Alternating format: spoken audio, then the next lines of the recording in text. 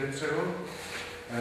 Nebude to jen o restaurování, bude to vůbec o naší práci v oddělení, které se jmenuje oddělení péče o fyzický stav archiválí, abyste si udělali takovou představu, co to všechno obnáší. Vybral jsem dvě takové témata, která už tady byla avizována. Je to problematika kyselosti papíru a potom problematika dezinfekce. Když by nám vyšel čas, tak mám některé otázky z našich restaurátorských prací, takže bychom možná nakonec mohli si ještě něco i k tomu restaurování ukázat.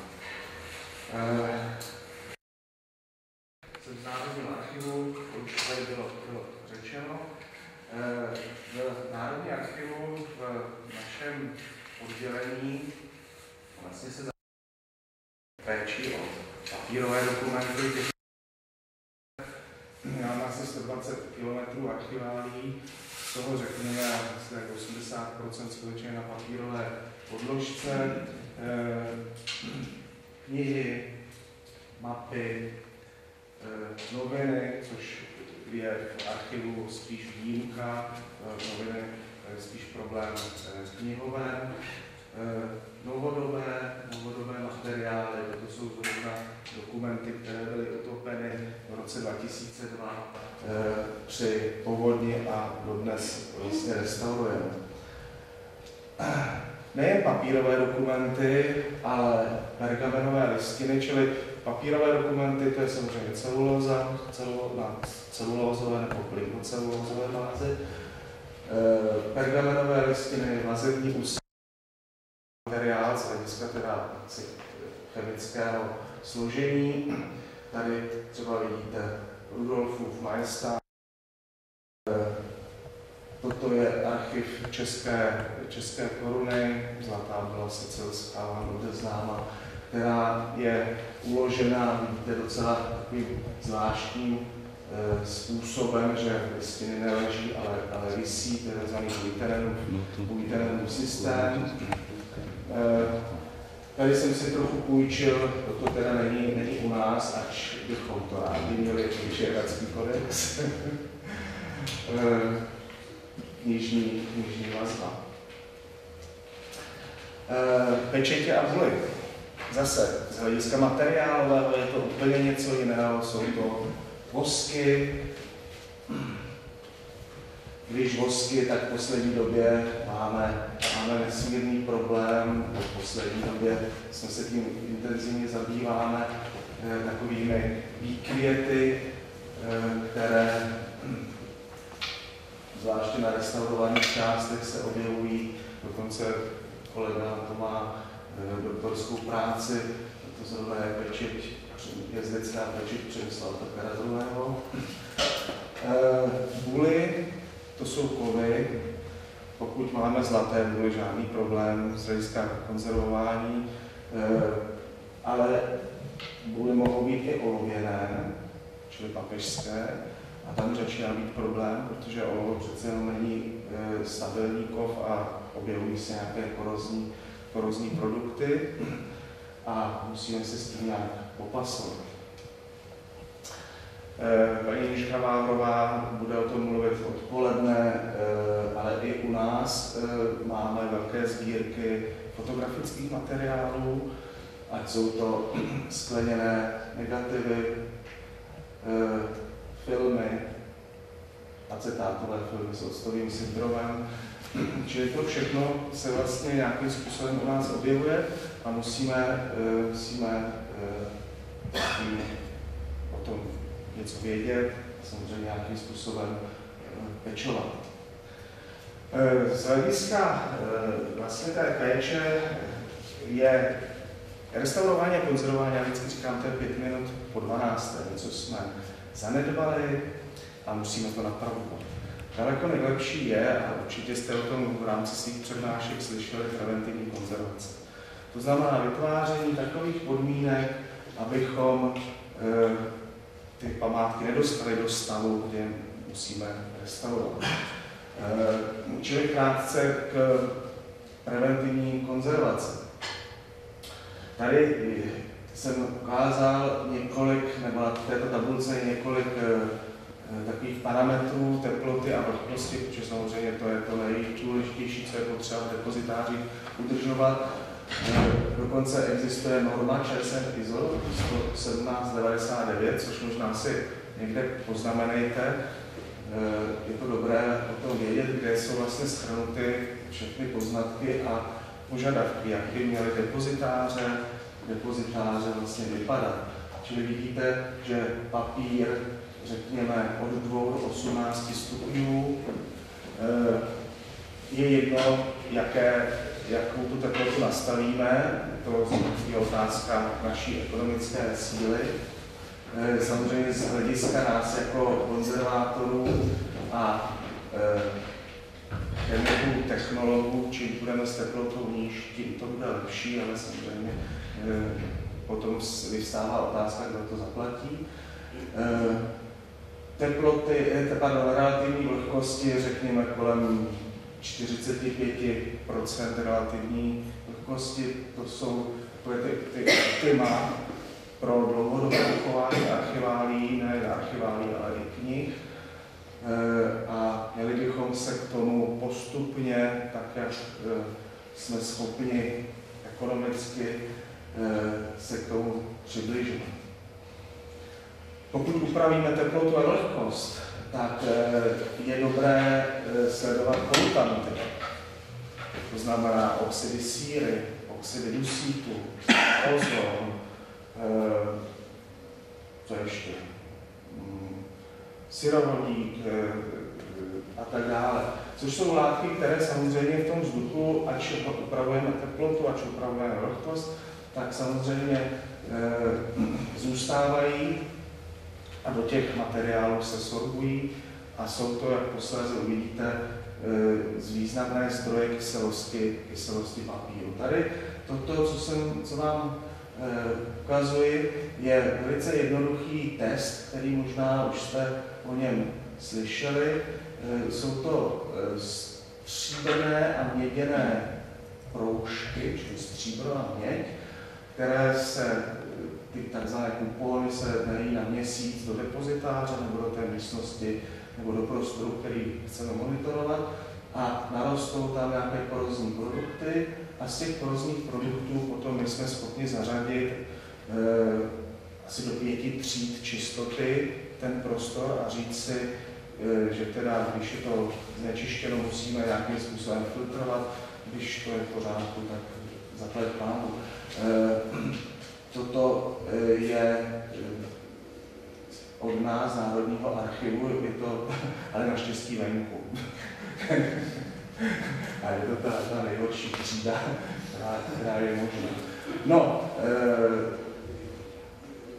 řešení, pokud v depozitářích jsou vzduchotechniky, tak se tam dají dát filtry s aktivním uhlím, nebo toto je produkt právě té firmy Urafil. To jsou hliníkové kuličky, které jsou obaleny manganestanem draselným, a takovéto vlastně válce s těmi filtry se dají do vzduchotechniky a ten vzduch se vlastně, že se neustále hodí do kolečka, tak se postupně čistí a všechny ty plynné polutanty se odstraní. Čili to je ještě taková ta vyšší úroveň, vlastně, kterou my můžeme archiválním knihám, tím objektům kulturním vlastně zabezpečit.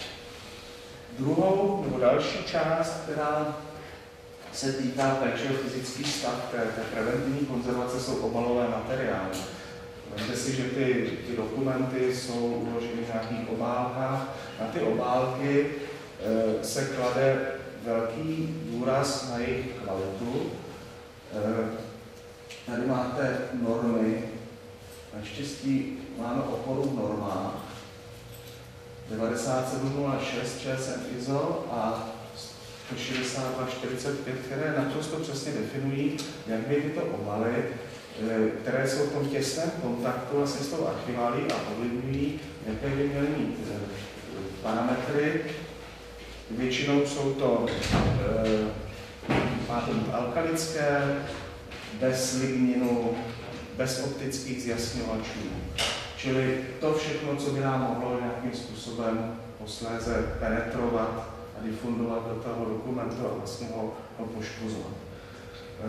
V archivech se běžně vlastně ukládají archivály do tzv. Archivních krabic.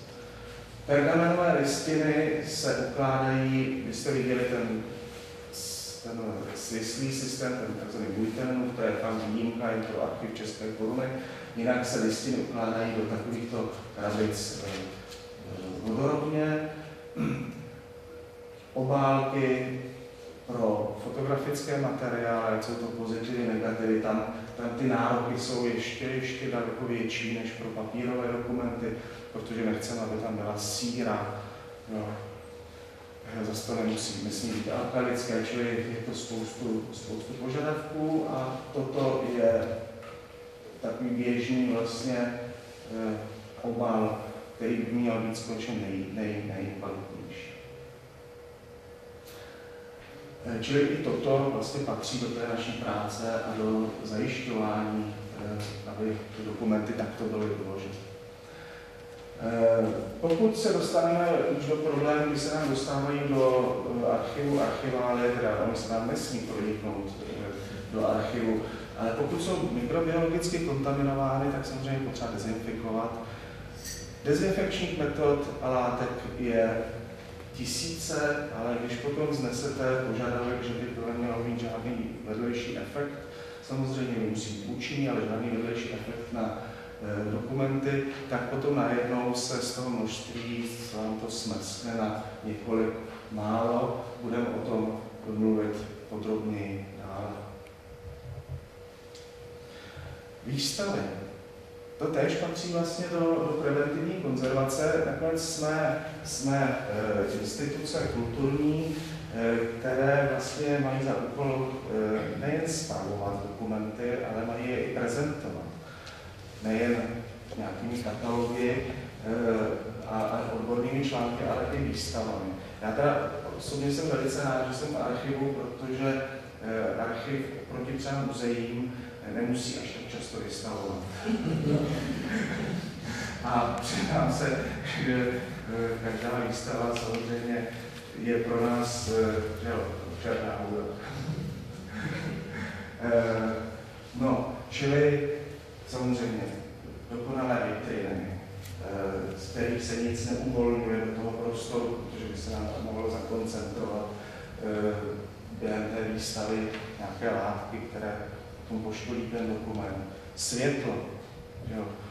Musíme samozřejmě na to vidět, ale na druhé straně světlo je energie a i když odfiltrujeme ultrafialové záření, tak stejně i to viditelné, ta modrá oblast má ještě dost energie na to, aby nám vlastně ty dokumenty poškozovala.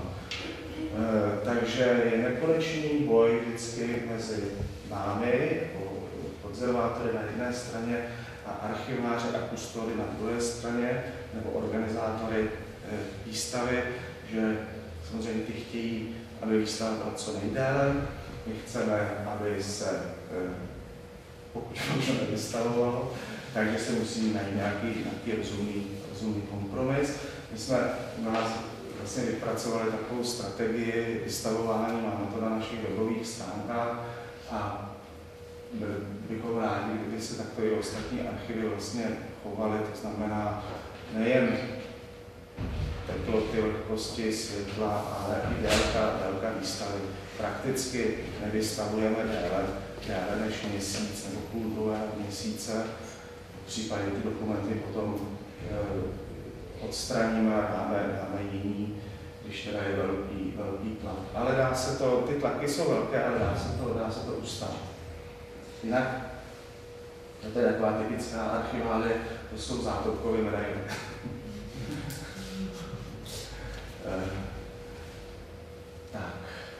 Takže vystavování. Další, na co by se nemělo zapomínat, a patří to do naší práce, je krizové plánování. V poslední době se objevilo řada situací, před kterými jsme byli postaveni a samozřejmě pokud jsme na ně připraveni, netvrdím, že jim zabráníme, ale ta následná reakce může být daleko efektivnější. Začnu s tím, co jsme prožili, toto jsou povodně v roce 2002. Toto je v Praze Invalidovna, tam byl archiv architektury a vojenský ústřední archiv. A jen pro vaši představu, tuším, že to byla, nevím, 1890, ta velká povodeň, dokonce to stavilo i Karlův most, nějaké ty oblouky, tak tady na Invalidovně bylo 30 cm vody.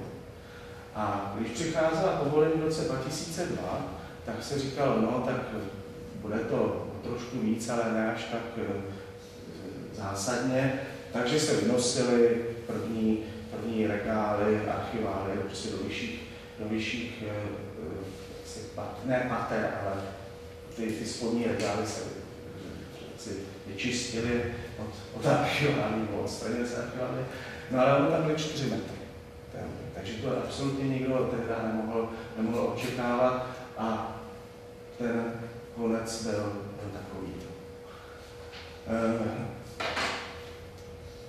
Toto městský archiv Kolíně nad Rýnem, to bylo v roce 2009 a to byla teda nesmírná tragédie, zvláště pro německé archivnictví, protože archivy v Německu po druhé světové válce samozřejmě byly totálně zničeny, takže oni své nejvzácnější dokumenty archivní stáhli právě do Kolína nad Rýnem. A v Kolíně nad Rýnem v roce 2002 pod archivem hloubili, já mám pocit, že to bylo metro nebo nějaký tunely, a ten archiv se zřítil. Dokonce tam zahynuli dva lidé. My jsme tam potom jezdili, organizovali pomoc, takže jsme to tam i viděli. Jsme, že všechny vzácné listiny, archiválie byly v této suti. Takže současný stav je takový, že už je to všechno vlastně vybráno, kámen po kameni se vytahoval a třídili se, co byly archiválie, teda ještě to možná to archiválie. Rychle se to zmrazilo. V současné době vlastně v Německu všechny restaurátoři, co ví, tak postupně restaurují a budou restaurovat. A proto tady 2002, teďka máme 2014 a restaurujeme neustále. V roce 1966 byla obrovská povodeň ve Florencii, kde teda Galerii Uffizi, Národní knihovny, všechno poškodilo. Já jsem tam byla taková konference 40 let poté, tak restaurovali. A ještě dále bylo restaurovat. Takže práce je dostatečná. Požáry. Sice, když si vezmete tu archivní krabici a chtěli byste ji zapálit, tak ona moc teda nehoří.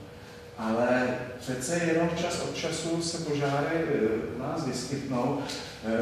Naštěstí teda ne v České republice, tak se musel zabrousit k sousedům. Toto je požár knihovny ve Výmaru v roce 2004.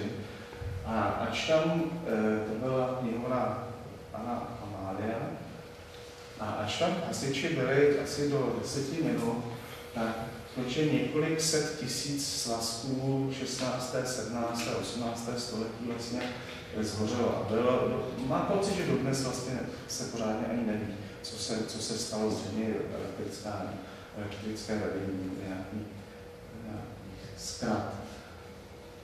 Takže i toto všechno a příprava vlastně na tyto krizové situace patří do konzervování a restaurování, patří do preventivní konzervace. Teď bych vám chtěl pár obrázků ukázat z našeho archivu. My máme vlastně 2 budovy. Toto je budova vlastně archivu zemních koruny české, vybudován podle návrhu architekta Pragnera někdy v 1933. Toto je na Chodovci nová archivní budova, která byla vystavěna v roce 2001. Tady vidíte archiv České koruny, to jsou desky zemské, které jsou, tady jsou, Opavě jsou také, že jo? A v Brně. Tak. Takže to jsou významné vlastně dokumenty, kde se zapisovaly zápisy ze zemských sněmů a soudů. Tak to potom, to naše oddělení vlastně, tím, že jsme Národní archiv, tak stejně jako odkladové v Národní knihovně, máme vlastně část, která je věnována konzervátorskému výzkumu přírodovědnému. Snažíme se, aby všechny metody, všechny materiály, které použijí restaurátoři, byly přírodovědecky vlastně přírodovědně ověřeny, což je nezbytný požadavek. My máme k tomuto požadavku velice blízko a velice pádný důvod, protože Archiv České koruny, čili nejvýznamnější archivní vlastně fond této země, byl v 50. letech, on to byl součást korunovačních klenotů, za války to bylo schováno, tuším, někde na Karlštejně, potom to různě putovalo a bylo to napadeno ty listiny, 3000 listin, byly napadeny plísněmi. A v 50. letech vlastně to byl můj předchůdce v té pozici, jako vrchní konzervátor archivu, se rozhodl pro dezinfekci těchto listin a dezinfikoval je betanaftolen. Betanaftolen je látka, která je účinná, nicméně si neudělal žádnou, aspoň drobnou zkoušku. On to teda ještě takto, musím předeslat, přepsal to od sovětských soudruhů, takže tam se o tom nepochybovalo, že je to dobré, to v tom hrálo taky roli. No a ty listiny za ani ne měsíc najednou začaly měnit barvu, žloutnout, červenat, archiváři zelenali. A skutečně to byl obrovský průšvih, toho člověka vyhodili z archivu a potom jsme zjistili, ale to až po 89., že skončil v Národní knihovně. A tam dezinfikoval Vasilij Lobkovický knihovnu, že to je taky červená. No, ale prostě se ukázalo, že bez těch přírodních věd a bez takového ověřování vlastně to není možné tento obor dál pěstovat. Takže proto i vlastně struktura toho našeho pracoviště je taková, že jsou tam samozřejmě výkonní restaurátoři a jsou tam laboratoře, kde teda skutečně ověřujeme všechny postupy a materiály, čili některé otázky. Tady potom jsou restaurátorské ateliéry.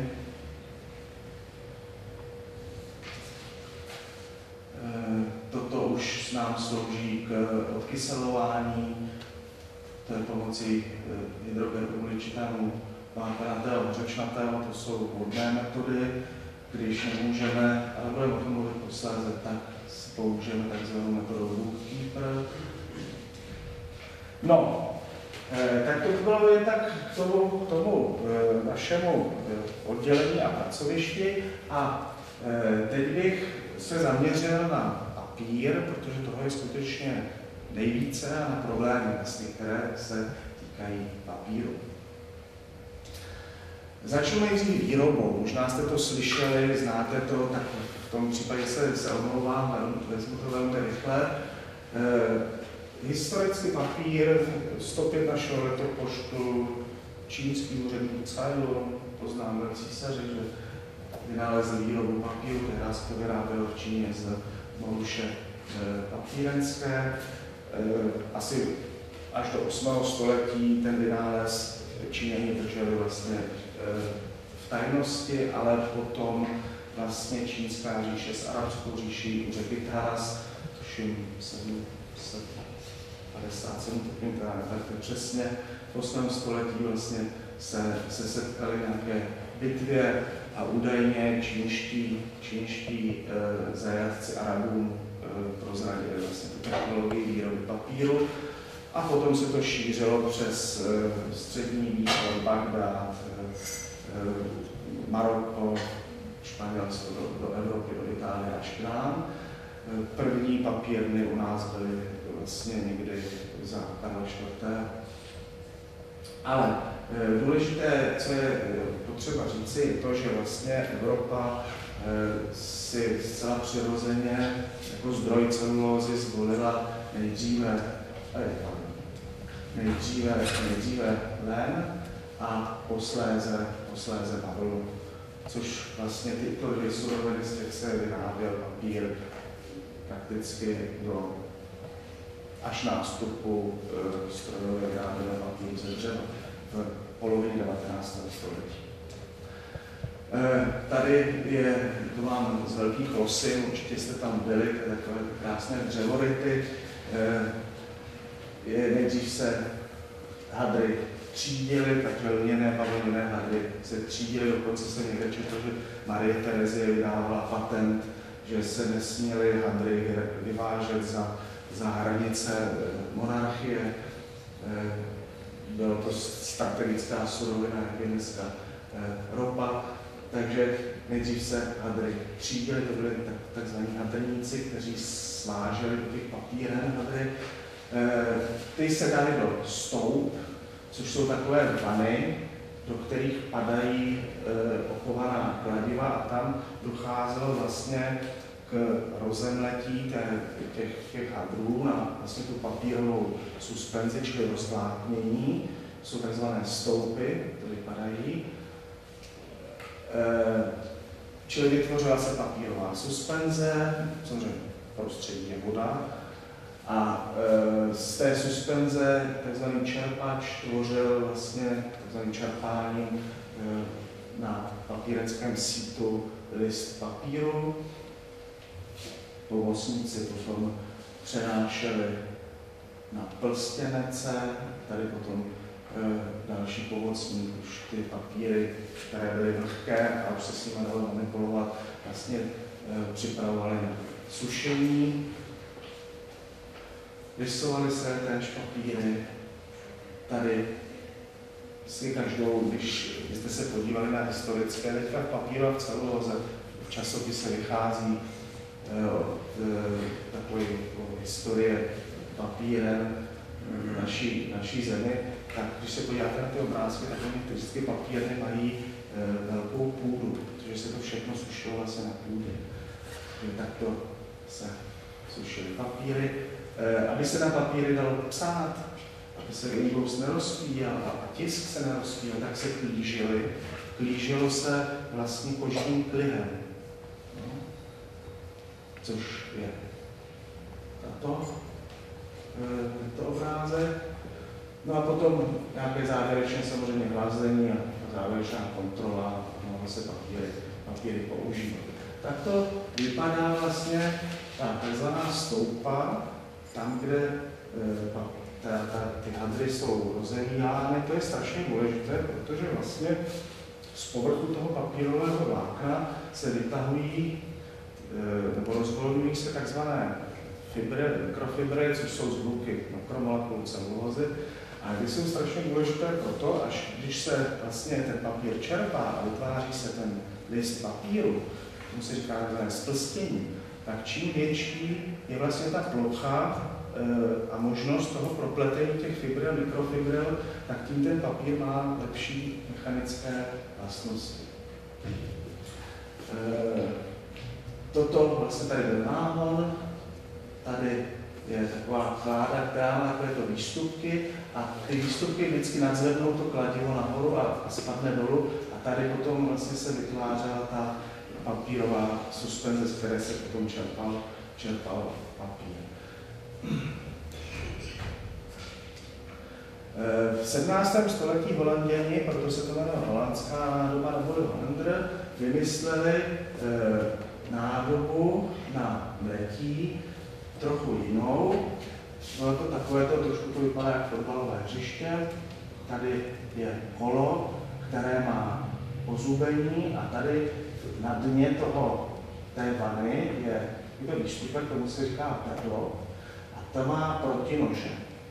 A to, co vlastně dělali ty kladiva, tak tady to dělá vlastně to, že ty hadry jedou, dostávají se, to se samozřejmě točí, se dostávají mezi ty nože a tam vlastně dochází k té fibrilaci, k tomu rozvláknu. Je to od 17. století, ale prakticky se to používá dodnes. Technologie, Holenda. No, v té historii výroby papíru samozřejmě, nebo tak, v té technologii, to ruční čerpání, ač ty čerpači byly fantastičtí a údajně byly teda přepláceny a přetahovány mezi jednotlivými papírnami, tak je to z toho procesu vlastně slabé místo, protože to pomalé. A tak, jak začal vlastně Gutenberg s knihtiskem, knihy se tiskly, přestávalo to být vzácnost, daleko víc vlastně byla poptávka po knihách, takže začal tlak na výrobu papíru a jasně, že to první slabé místo se snažili lidé odstranit. A zásadní zlom přišel v roce 1799, Louis Robert, byl to Francouz, který utekl teda před francouzskou revolucí do Anglie, vymyslel princip takzvaného nekonečného síta. Nekonečné síto je ukázáno zde, toto dva válce, mezi kterými je vlastně nataženo to papírenské síto, ty dva válce se neustále vlastně pohybují. A z jedné strany natéká vlastně ta řídká papírovina, odtéká voda a na tom sítu dochází vlastně k tomu splstění, ale je to kontinuální proces. A potom tady jsou nějaké destilací, lávičky, sušící a tak dále. A odchází vlastně pás mokrého papíru. A toto vlastně tady máte schéma toho Robertova prvního papírenského stroje, to je špatný obrázek, kopie, respektive originál je v Britském muzeu toho stroje a myslím, že v Losinách mají kopii udělanou. No, ale tím vlastně byla odstraněna to jedno slabé místo a začal obrovský tlak na suroviny. Takže nejdřív samozřejmě hadry, nesměly se vyvážet a tak dále, ale to stejně nestačilo. Takže se hledaly zdroje celulózy. A takovým přelomem nebo dalším milníkem je rok 1844, kdy Friedrich Gottlob Keller údajně při pohledu na vosí hnízdo si řekl, nebo ho napadlo, že by se mohl papír vyrábět z rozemletého dřeva.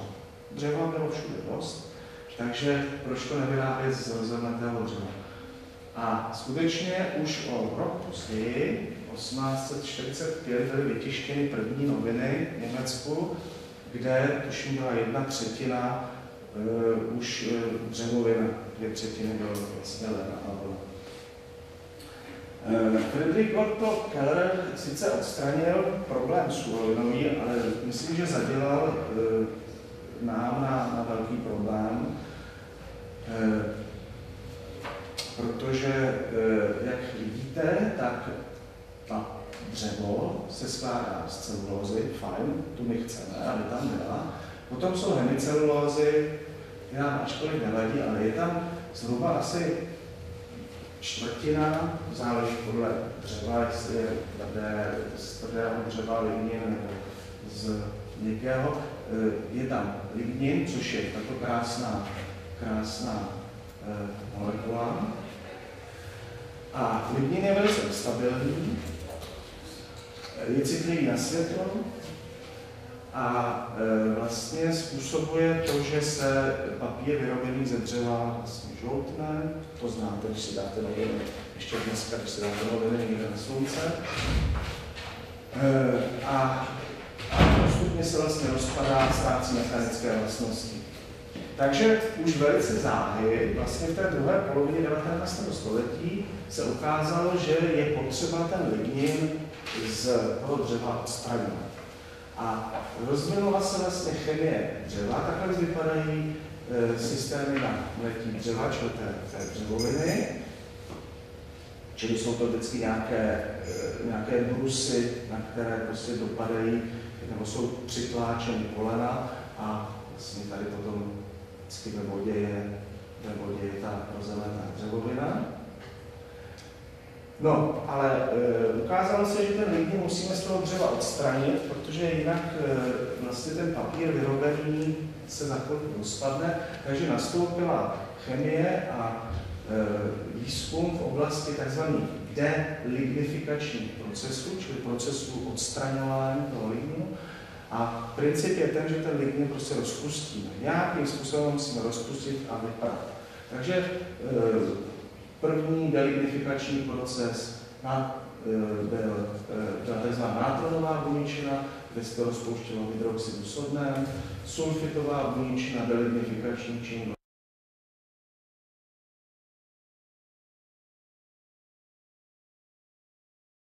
problém nestabilního ligninu a klížení. Samozřejmě máme tu základní surovinu, ale teď musíme ještě klížit. Takže už jsme vzpomenuli u ručního papíru, že bylo povrchové klížení kožním klihem. V roce 1807 Maurice Elie, lékárník z Darmstadtu, přišel na to, že by se dalo klížit ve hmotě. Toto je vlastně povrchové klížení, to znamená ta látka klížící se nezafixuje nějakou chemickou vazbou regulární na tu celulózovou makromolekulu. A dá se to třeba snadno odstranit. To se ukázalo třeba při povodní v roce 2002. Takové ty rukopisy středověké, které byly týden 14 dní ve vodě, tak vlastně všechno to klížidlo se odplavilo a my potom, když jsme ten papír vlastně vytáhli a vysušili, tak byl vlastně úplně neklížený, takže se muselo znovu vlastně doklížit. No a Maurice Elie v roce 1807 přišel na to, že by se dalo použít pryskyričné mýdlo, což vlastně se používalo někdy do poloviny 1950, 60, do poloviny 20. století. Pryskyričné mýdlo, a tam je to vyloženě zafixováno už chemickou vazbou, ta klížící látka je zafixována vlastně chemickou vazbou, čili nedá se jen tak snadno odstranit.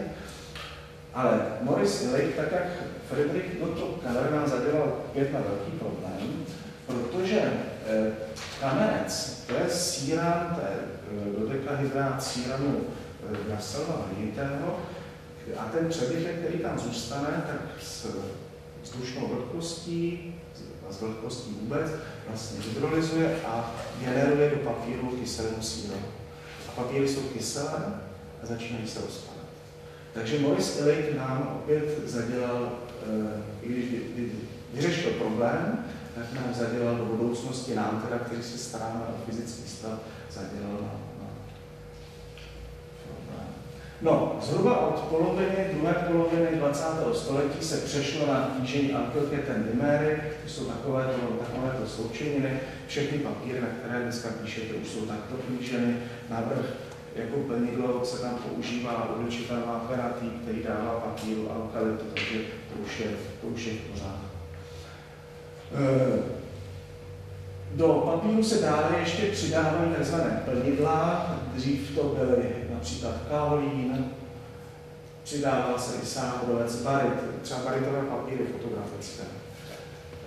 Ale co proto to je červeně, toto je to nejlepší, co může být. Pokud jako plnivo dáme křídu, po případě uhličitan hlučnatý, z hlediska stability toho papíru je toto nejlepší, co může být. No a takto vypadaly papírenské stroje. Ten Robertův stroj, tuším, že v průměru měl ten pás ani ne metr. Dnes papírenské stroje, tohle je papírenský stroj ve Štětí, to je několik metrů až 10-12 metrů a samozřejmě letí to teda obrovskou rychlostí, takže ta produkce je obrovská.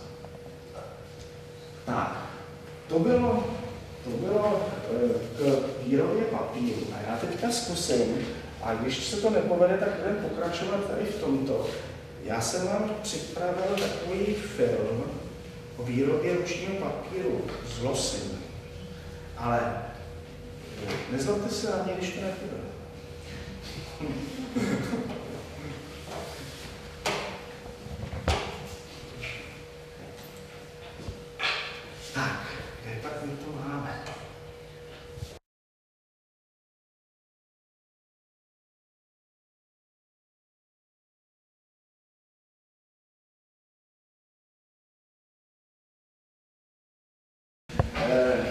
přehled vlastně všech reakcí, které zahrnujeme do, řekněme, přirozeného stárnutí papíru, papírových dokumentů.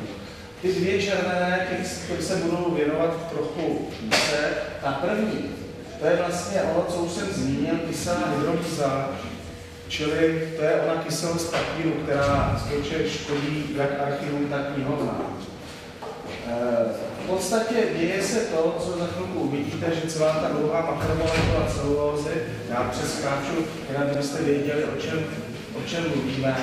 Mluvíme tady o tomto. To je vlastně, to je celulóza, tak to vypadá.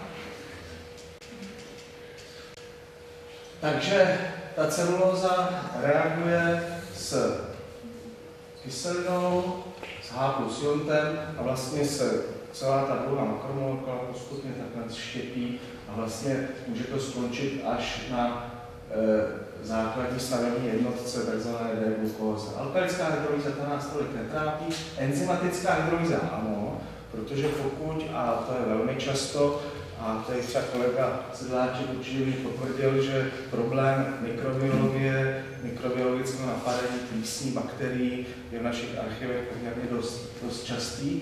Čili to je takzvaná enzymatická hydrolýza, kde na celulózu působí takzvaný celulázový komplex, to je komplex enzymů, které produkují ty plísně a zase vlastně to rozštěpí tu makromolekulu až na malé fragmenty a samozřejmě se ztrácí mechanické vlastnosti. Oxidace, fotooxidace, no s tím moc neděláme. Oxidace samozřejmě to je vliv kyslíku. Fotooxidace, pokud ještě k tomu třeba během výstav přistoupí vlastně energie fotonu. S tou oxidací, no, jedině bychom to museli dát do nějaké inertní atmosféry, což ale už se děje, ale je to samozřejmě extrémně drahé, takže jsou to jen vybrané kusy, takže tuším, že od roku 1956 je ústava Spojených států uložena v héliu. V Technickém muzeu v Praze, myslím, ta daguerreotypie, kterou věnoval knížeti Metternichovi Daguerre, tak ta je uložena v Musíku. No, čili jednotlivé objekty velkého významu samozřejmě lze chránit i tak, že vlastně toto odstraní. No, k těm reakcím všem ještě přistupují vlastně takzvané vnitřní a vnější degradační faktory. Ty vnější degradační faktory to je právě teplota, vlhkost, přítomnost kyslíku, plynné polutanty, plísně, bakterie a vnitřní, ty jsou už tomu objektu dány, ale ovlivňují jeho životnost také, už jsme o tom mluvili, vlastně třeba vlákenné složení. To znamená, jestli je ten papír z dřevoviny, víme, že teda bude asi ta destrukce pokračovat nebo probíhat daleko rychleji.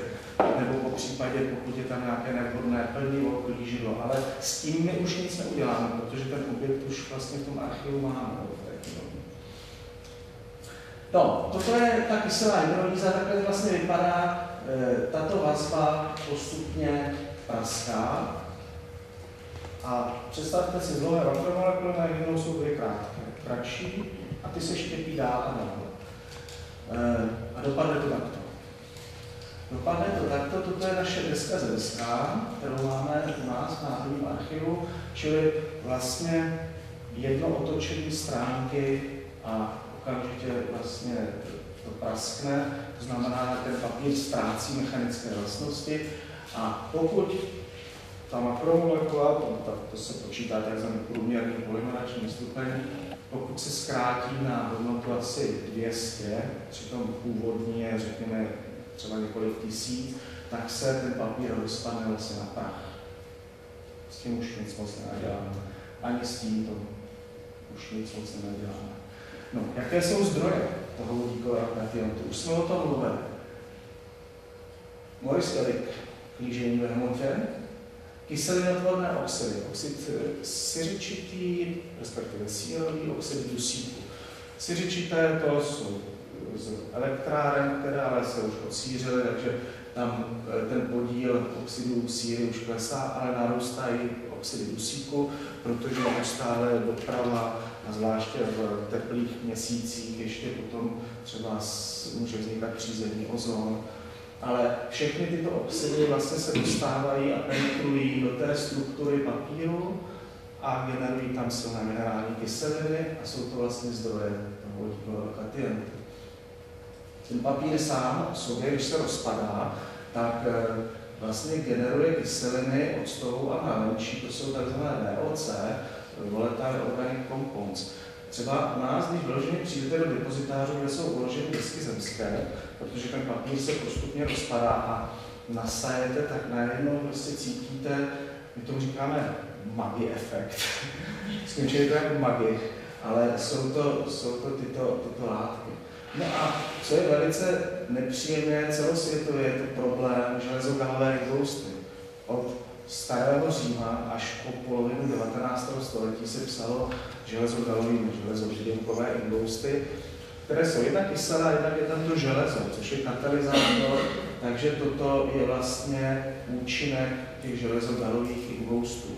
A vlastně první konference o konzervaci rukopisů zasažených železogalovými ingousty byla v St. Galénu, tuším, že to bylo 1890, která to papežská kurie iniciovala, že se začaly rukopisy rozpadat a prakticky se to řečí dodnes. A sice už víme, co to je, jsme ty chemické reakce popsali, ale zatím není to definitivně vlastně vyřešeno, jak ten proces úplně nastane. No, tak toto vypadá potom, propadávají písmenka. Toto je železogalový ingoust. Takovýto komplex. No, a docela zajímavé je vlastně ukázat, jak kyselost má vliv na mechanické vlastnosti. Co je pH, to víte. Jo. Co je pH?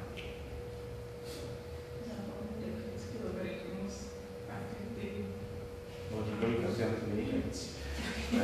Tak, to je toto. Tady máme nějakou mechanickou vlastnost, my třeba papíru, když ho sledujeme, tak buď ho trháme, samozřejmě vzorky, buď ho trháme, anebo ho ohýbáme, to je takzvaná odolnost přehýbání. A tady můžete vidět, jak tato vlastnost, vlastně, jak ten papír ji ztrácí. Když je pH, řekněme, neutrální nebo mírně alkalické, tak prakticky vlastně